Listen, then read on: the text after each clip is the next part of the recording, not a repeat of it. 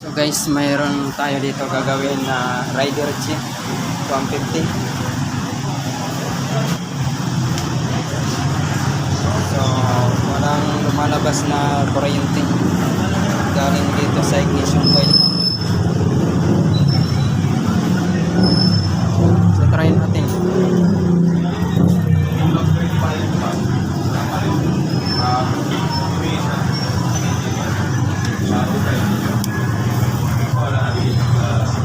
So guys, TPS pala na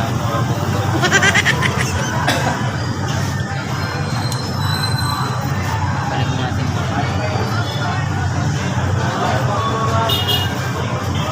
So guys, try na natin yung signal. So wala nang lumalabas na error. So dito natin kung may lumabas na kuryente.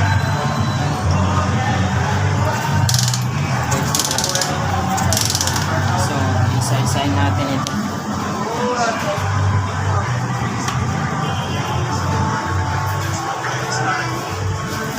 So gagamit tayo ng tester valve.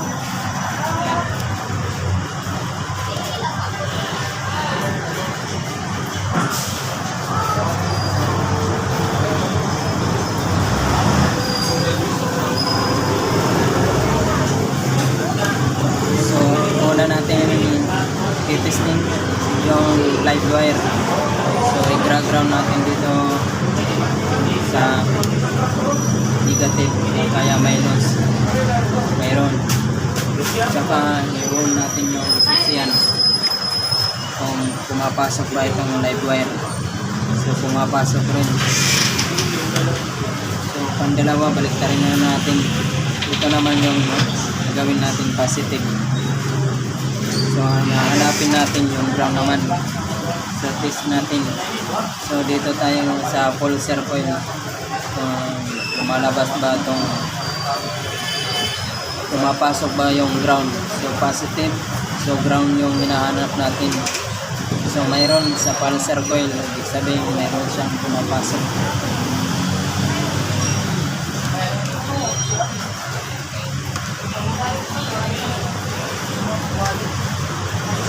So guys, ito na yung gagawin natin. Wala bang motor yung wire.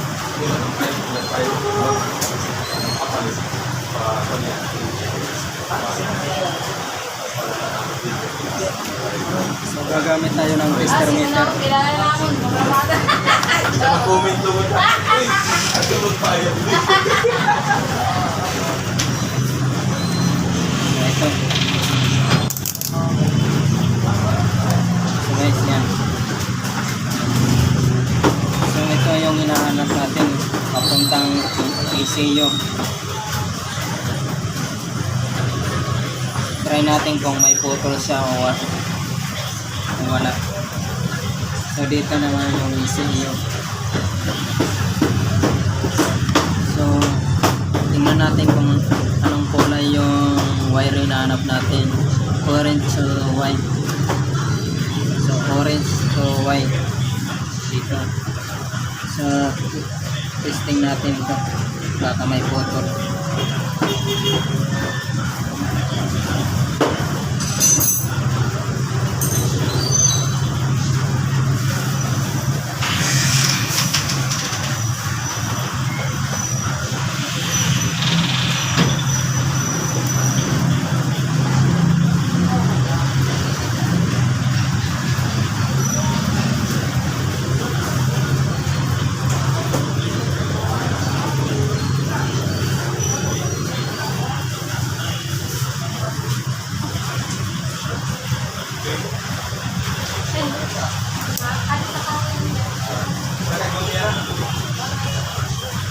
So, hindi pumapasok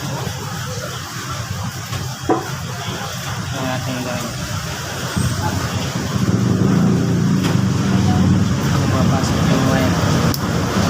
Try natin.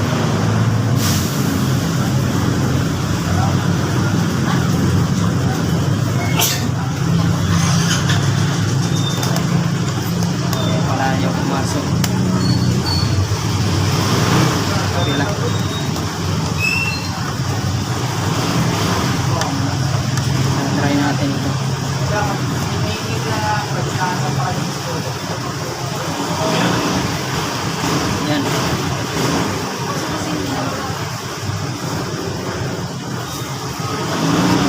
Dito natin yung gagawin.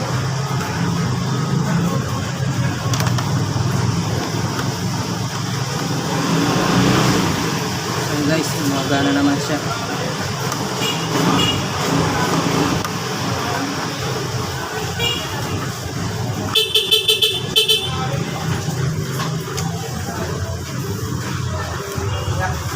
So guys, pakinggan natin yung tunog ng kuwan pump.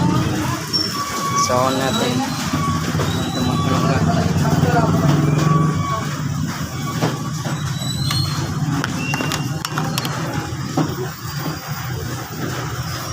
So guys, tumutunog pa rin. So guys, ang problema ito. See you. Ito yung problema. Kasi lahat ng wire harness connection good naman siya. Pumapasok naman lahat. Saka dito, pati dito. So, ito na lang papalitan. So, itong stator bago na yan. In-order niya sa Shopee, pati ignition coil. So, tinanggal ito. Ayan. Yes. Itong luma. Pumutok. Yung ignition coil. Ibig sabihin, yung ECU may problema. Yan. Kaya pumutok yung ignition coil. Tsaka nagpalit na lang siya ng stator ng bago. Kaya ito may sira. So guys, papa-order muna itong ECU. Renta natin.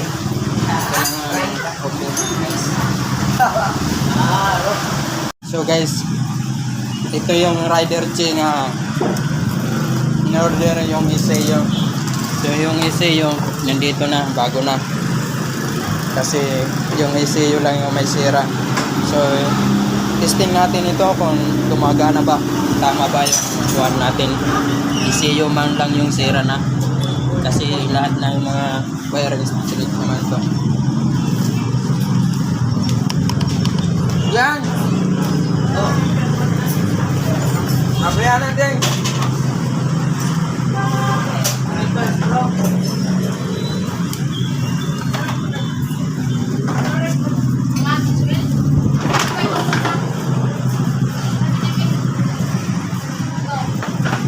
Naudah nih battery. Atong battery dito man. So guys, ito yung ECU na bago.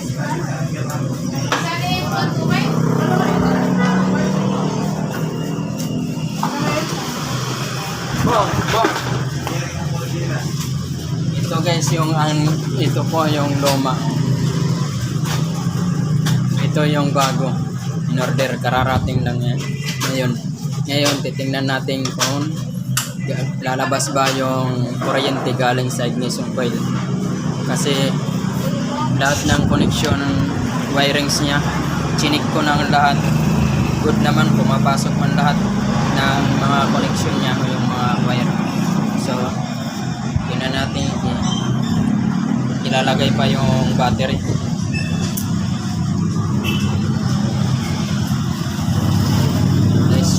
Siya lang muna naglagay. Yan. Dalawa na itong ECU. Ito yung bago. Tingnan nyo. Ito yung luma. Yan.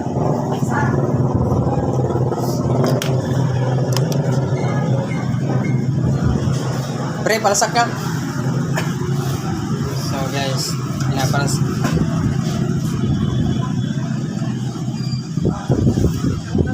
Nakabit na yung ECU. So, Sting. Pre, ikaw daw pagkita ka lang yung kung gumawas. So guys, ito na. Yan. So, titingnan na dito kung may malabas na ka kuryente. So, So guys, mayroon na. Ayan, see? Kita daw kung ayaw ng spark plug cam kung umandar. Tidak daw. Ay, ada yan dyan. Ada ini.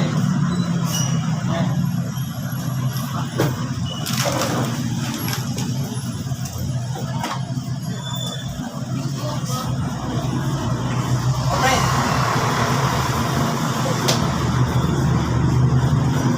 Hello guys, 3 weeks stock. Bira boss, bira. 3 weeks. 3 weeks. 3 weeks kuno nga stock. So guys, tingnan nyo yung kadena 3 weeks sa stock. Yan. Kinalawang na. So guys, yan. May try na kung umandar. So guys, 1 click lang. Hayaan mo muna umandar kasi bago gising baka mabigla. Mabigla ba mawala ang kuryente? Kalasan. So guys, umandar na yung makina ha. Baka sabihin nyo hindi umandar. Ayan. Yung light. Umandar na yan guys. So, trigger daw ko tayo. Audian. Sige. Palyado diri. Daw.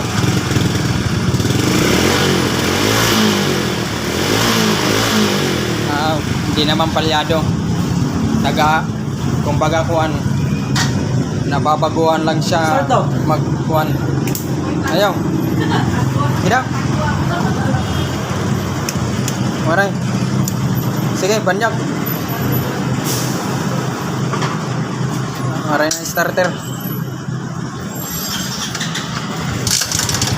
Sus, Mario. Sus, bata ka. Dami pa kakainin bata. Pagpandar, diretso. Laban niya. Ayan pagpuliwi.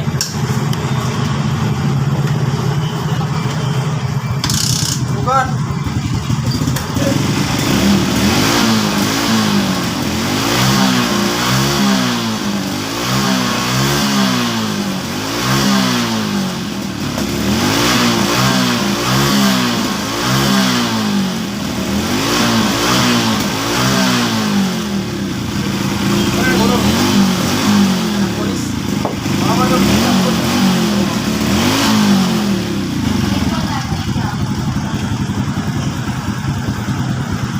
Latih screw daw pre. Damo kamay. Gamay.